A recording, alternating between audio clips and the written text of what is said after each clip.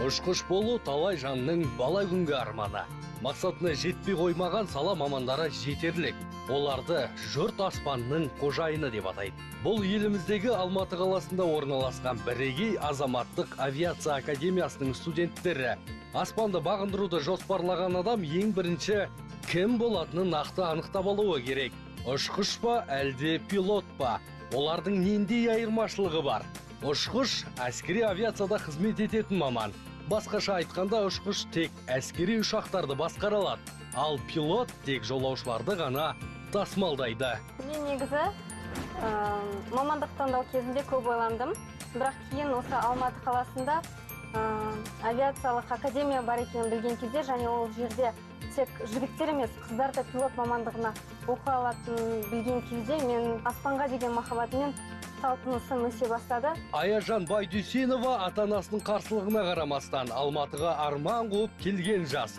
Ол болашақта көкті бағындыруды мақсат тұтқан. Көгілдір төс ақ мамыққа мақтадан оралған бұлттардың арасымен самғау кімді болса да бей-жай қалдырмасы анық.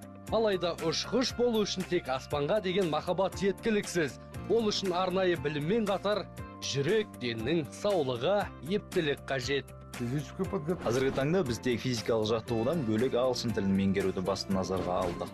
Себебі борт қызметкерлері бір-бірімен тек ағылшын тілінде ғана сөйлеседі.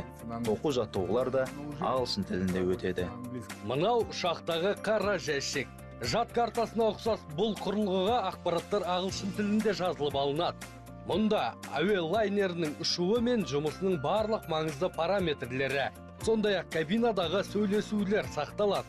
Апаттық жағдайда бұл жәшік ақш мемлекетінде зерттеледі. Айта кетейік, бүгінде Алматы авиация академиясында 100 курсант білім алып жатыр.